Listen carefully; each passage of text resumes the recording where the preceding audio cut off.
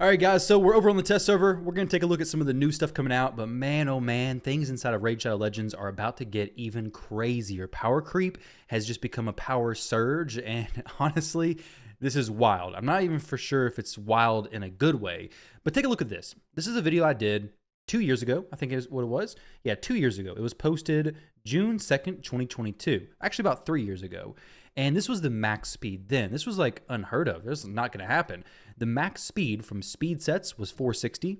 The max speed with the protection set with a mix of stuff was 480 speed.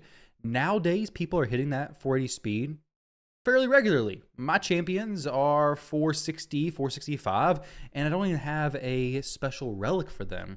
So the max speed nowadays, if you guys want to see what that is, let me know. But the reason why I'm talking about that is because of what the legendary glyphs bring from Faction War hard mode. So obviously we have hard mode Faction Wars here.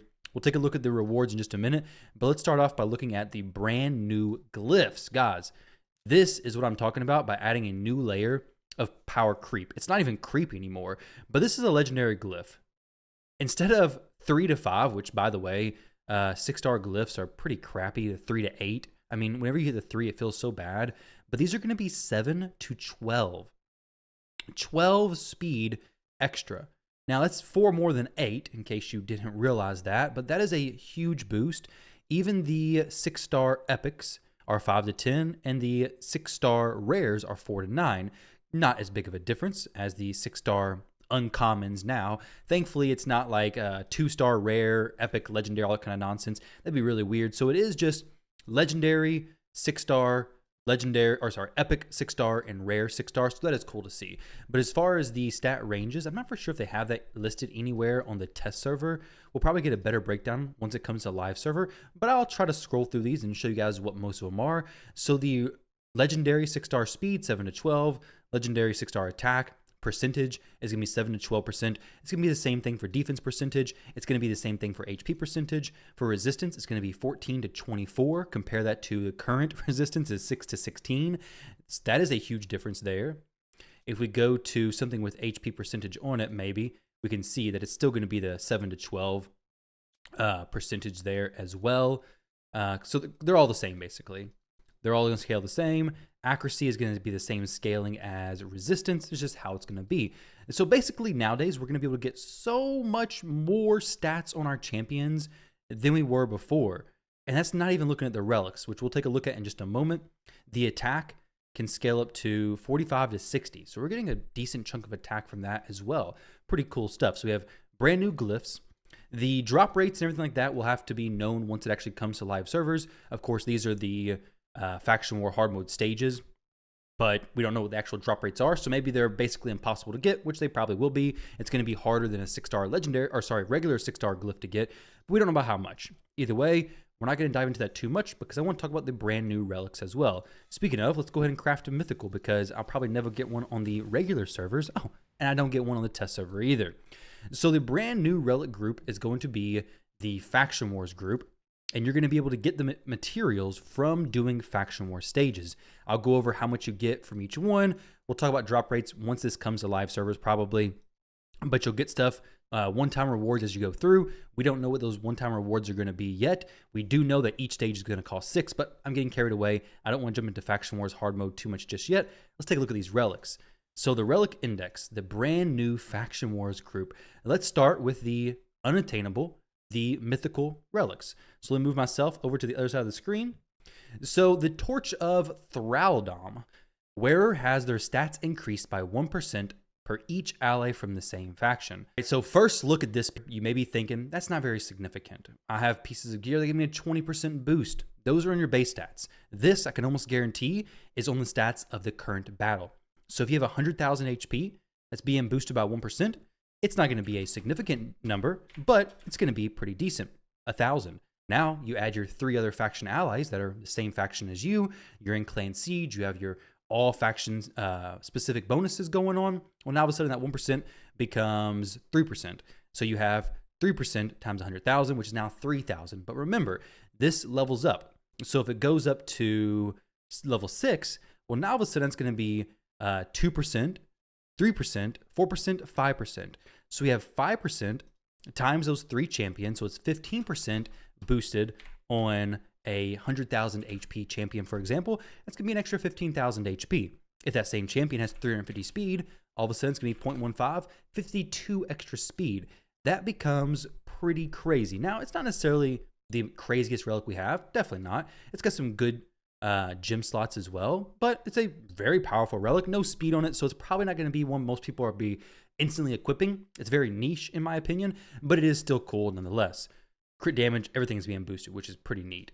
The Mind of Marquette. Yeah, either way, the Mind of some dude. Wearer has a 25% chance of placing a fatigue debuff for 1 turn with each hit. Effect chance plus 5%, 5%. So it scales up to 25, 35, 45, 55, 60% chance with each hit. Want to see what fatigue does? You can just come in here to the champion filter section, buffs, scroll down to fatigue, and we have, if I can get to the bottom here, champions under fatigue debuff will receive a sleep for 1 turn after using an active skill. If a champion with fatigue debuff uses a skill that removes debuffs, the fatigue debuff will be removed and the sleep will not be placed. So basically, it doesn't seem to be that powerful. Sleep is one of the worst debuffs in the game, so to be honest, other than the extra speed, this is probably not that exciting for most players. Having a sleep placed on you after you take your turn, well, the enemy has all their turns to take, so other than countering like extra turn mechanics, this is probably not that powerful. Then we have the Eternal Soul Gowl. The first hit received by the wearer from each enemy in a round will deal 10% less damage. Each subsequent hit from each enemy that round will deal 5% less damage. Once again, this relic seems to be a potentially powerful one, but not necessarily one that's going to be instantly equipped on your champions. Seems kind of like Aspect of Seeroth. It's kind of what I'm feeling from it. Damage reduction scales up some. The first hit 10% less damage, then 5%. So really, I think we have stronger relics than this. The stats being boosted aren't necessarily crazy either. The gem slots are not probably the best. I typically don't see these as ones I'm really looking for. Either way, the collective, let's take a look at this one. Wearer deals 1% more damage per buff on them. So basically heaven cast, but scales up to 3, 4, 5%. Pretty cool. Removes all buffs from the wearer at the end of each turn. Seems pretty bad. 5% boosted, which is really good. But that extra damage causing you to get your buffs removed seems pretty unfortunate. Big extra crit damage, but to be honest, I don't think I'll use this. The Hammer of Ending. Wearer has a 15% chance to place an unresistible stun on a single target for 1 turn whenever they reduce a target's HP by 30% or more with a single skill. Now, if something like this does not trigger a polymorph, this could be really cool. This boosts up to 5, 10, 15, 20, 25. So we're looking at 40% chance to place that whenever they reduce a target's HP by 30% or more with a single skill. This could be cool on some champions. AoE champions, hey, as long as it's not on, okay, it's just on a single target. All right, well, kind of cool, kind of niche, but could be interesting. Perched Shadow, and the stats are okay. Perched Shadow. Wearer has a 10% chance to receive an extra turn when using their default skill if at least 1 active skill is on cooldown. That's kind of cool for some champions. Definitely kind of interesting. That extra turn, extra chance. 2, 4, 6, 8. So 8 plus 4, 12. So 12 boosted into there, be 22%. It's kind of cool, to be honest. The stats, not great. So to be honest, so far, everything here isn't as exciting as like the standard, the Chimera, the event, maybe even some of the ones here. To be honest, they're really not that exciting. Wearer receives 5% less damage from champions that have a different affinity. Once again, pretty niche, could be okay, but nothing here stands out as, okay, this is going to be huge. This will be the most impactful one, with everything else, I think, being beaten out by other relics and other groups. But if you get this mythical, hey, you're going to enjoy it specifically for Clan Siege with those faction-specific champions. I have a champion in mind already who could definitely be using this. I have a Skinwalker's room that I usually do. I could throw this on somebody for sure. Now, when it comes to the new relics, we're done. Let's talk about the new champions we have. So we have a few new champions outside of the brand new mythical champion, which we'll go over. There'll be more in-depth videos on all these champions. But the new champions we have is going to be Niame, Spear of Nyresia, and then we have Preva, the Slitherer. Pretty cool design on both these champions. I think these are the only 2 new ones we have other than Ishiyama. But as far as their skills go, to be honest, the first read through, I wasn't that impressed initially, but let's take a look at them. So, Niame attacks one enemy, decrease attack, decrease crit rate, 50% chance that those debuffs cannot be resisted or blocked. Kind of lame for it to be a chance they can't be resisted or blocked, to be honest. That should just be a set thing. The A2 is a single target. If target has 50% HP or less, this attack always crits and ignores 50% of the target's defense. Places a shield buff on all allies. The value of the shield is the difference between the target's current HP and the target's max HP. If it's a boss, the value of the shield is proportional to this champion's defense instead. So like, we're not going to be allowing any Wixwell shenanigans to happen. Let's just cut that out before it even starts. If the target is killed, also reduces the cooldowns of all ally skills by 2 turns. If this has a really good multiplier, could be pretty cool. I'll test that out later on. Then our A3 ability heals all allies. The value of heal is proportional to this champion's defense. So a support champion, block buffs and ally protection. No cleanse though. Let's see what the passive brings. Places a block damage buff on all allies for 1 turn at the start of the round, and each time this champion's HP drops below 50%. Now this makes me think, okay, if we were to throw on a elixir, golden elixir for her, that could be pretty cool. You're going to have block damage placed pretty frequently. There's no cooldown on this. It could get very annoying. If there are multiple champions, only one will activate. So something like this could be very cool for her. She could be kind of like an Odin. She has a base speed of not 98. There's no way it's 98. Actually, is it actually 98? Is she got that poor of base speed? She does. 98 base speed. So not necessarily a booster. This is pretty cool, but to be honest, it could be okay. For a Void Legendary, though, I'm not super excited for her. I'll test her out some to see how her multipliers are, but it's all single target stuff with some weird interactions, the passive being the most interesting thing. The Demon Spawn champion, though, let's see what she brings. So I actually haven't looked at her kit yet. Attacks one enemy, transfers all debuffs from this champion to the target. This effect cannot be resisted if this champion is under 3 or more debuffs. That's cool. The A2 heals all allies by 25% of this champion's max HP. Her base HP is 21,000, so a very solid base HP. It then places increased defense and increased speed on all allies for 2 turns. Cool stuff. We have a revived single target ally with 100% HP and 50% turn meter. Fully resets the cooldown of all their skills, so kind of like an Ancora type effect here, kind of like Godseeker stuff as well. This is very cool, actually. This is a very powerful skill to have, but it's on a epic champion. Well, also Ancora. So let's see what her passive is. Ancora has a very good passive, but does Preva. At the start of the turn, at the start of this champion's turn, transfers 1 debuff from each ally to this champion. Is this a Demon Spawn Ancora? Will not transfer stun, sleep, freeze, provoke. Okay, so crowd control stuff. Unfortunately, the most important stuff to transfer does not transfer. This effect cannot be resisted or blocked. If there are multiple champions on the team with this skill, only one will activate. At the end of this champion's turn, fills the turn meter of all allies by 10%, an additional 2% for each debuff on this champion. If there are multiple champions on the team with one skill, only one will activate. So to me, it seems like a dark version of Ancora, but Ancora has a cleanse. She has a reset from the A1. This ability is kind of cool going against like block active teams, so like enemy Galatheers, things like that could be cool. But not transferring the crowd control stuff is unfortunate. I kind of wish she could. She'd be even better. We actually do have another new champion as well, and that is Uzul of the Jade.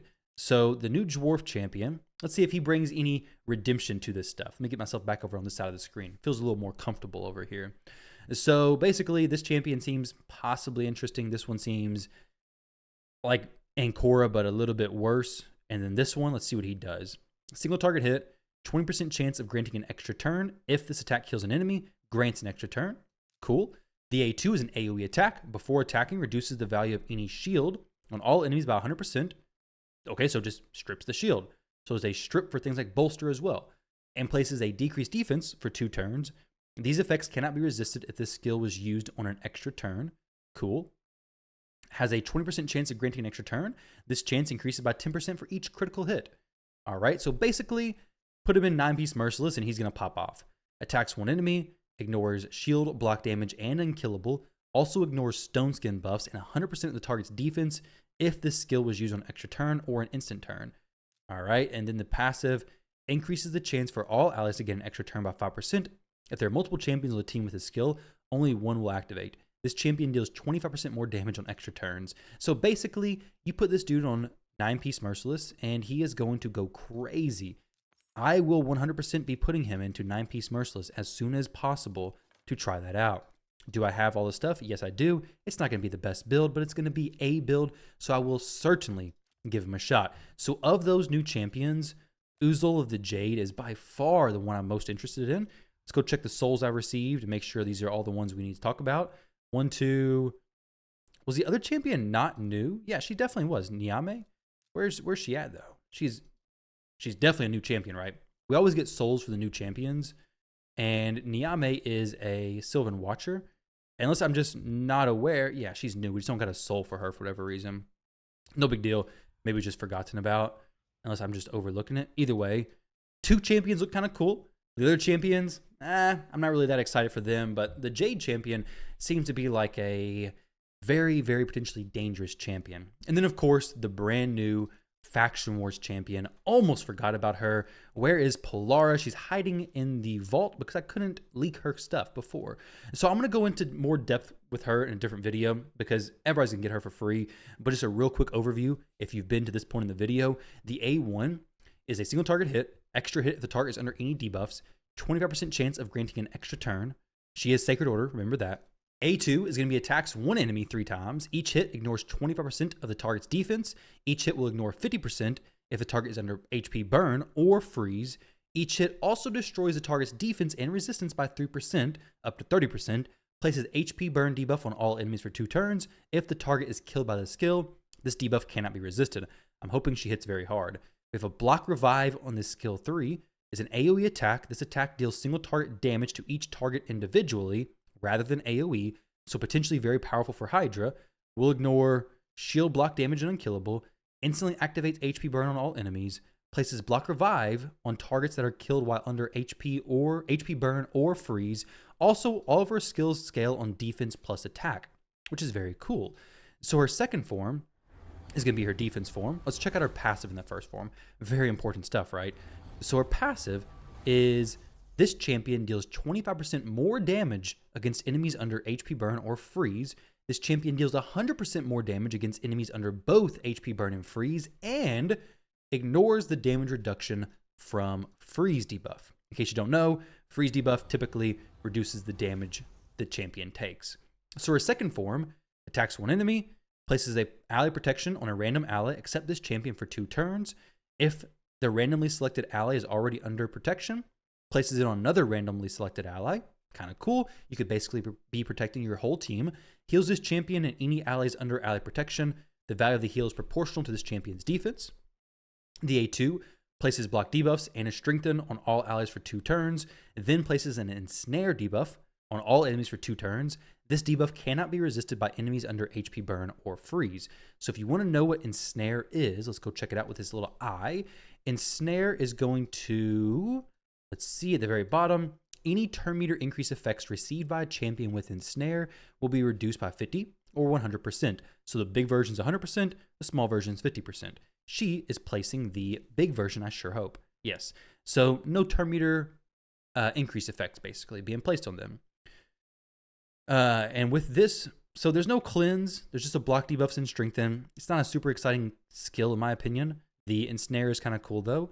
And then her A3 is an AoE attack before attacking, places intercept on all allies. So she's kind of immune to getting polymorphed from this skill because she does the AoE attack and can't be polymorphed.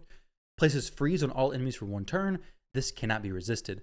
Kind of wish it couldn't be blocked either, but it can't be resisted. Allies under freeze receive 90% less damage if there are multiple champions on the same team with this skill. Only one will activate. That is a huge chunk of less damage. And then the next part of her passive is kind of insane. Once per round, revives each ally, including this champion, with 100% HP. Places a freeze on the revived ally for 1 turn. This cannot be resisted or blocked. So we'll have to test this and see how this plays out. But both of her kits seem pretty awesome. Her first form is going to really depend on how much damage she does, how hard she hits. And in that second form, nothing can be resisted. So we don't need accuracy with her anyways. So we can just stack her with damage dealing stats. This is primarily defense. This form is primarily defense as well. So not for sure why she's an attack-based champion in this form when both seem to be scaling on defense. Her defense is a bit lower than her attack, but if we were to take her all the way up to max, which I need to get some potions, I can just purchase those. But she will have higher base stats. If we were to just come in here and look, Sacred Order, the new legendary, we have 1300 and then 1500 attack. So your attack is going to scale your damage a bit better, but your defense is going to help you with your survivability. So very powerful champion. Of course, if you can run her with a decrease or increased defense champion plus increased attack, it's going to be even better. Her second form has much higher defense than attack, but her first form still has good of both. So an exciting champion, a champion who we're going to eventually get, but it's going to be a while before anybody even considers getting her, because the new Faction Wars hard mode is going to be crazy. Since you're in this video for so long, I'll go ahead and give you guys an example. I'm going to go more in depth in some of these stages, but we have place 10 plus provokes. We have don't let your enemies use any active skills. I mean, that's kind of crazy. We have keep all your champions above 75% HP. That can easily be ruined, but constant control. I mean, we have some crazy waves on this. I mean, honestly, this is going to be a very big challenge for everybody. Everybody's account, new Faction Wars, it's going to be a big challenge. But we have this new reward path to work towards as well. So we have some forging materials. The relics aren't necessarily the most exciting in the Faction War stuff, but we have some soul stones, some primal shards. We have some gemstones scattered throughout. More soul stones and primal shards. We have some gemstones here, pouncing strike, pretty cool. Looking for like a boss slayer would be awesome. These could change, of course, but we have a mythical tome there. No more mythical tomes there. We have the critical strategy, and then we have the skill master, plus an eternal soulstone at the very end, and then goad god. I don't even know what that is. Is that a new gemstone? I have no clue, actually. Let's see. Gemstones. I don't think there's any new ones. This is the wearer ignores 15% of target's resistance when placing provoke. That's kind of specific and kind of lame, to be honest. Yeah, actually really lame. Increase the wearer's resistance by 40 when resisting increased cooldown effects. That's not very mythical to me. When you have things like Boss Slayer for Trunda, that increases damage dealt to bosses by 10%. Massive boost to Trunda. Much better mythical gemstones than the one given out from Faction Wars here, for sure. But either way, we got a lot of new content, guys. New relics, new glyphs, new champions. A lot of new stuff coming out very soon, with Faction Wars hard mode being a massive, massive difference from the normal mode.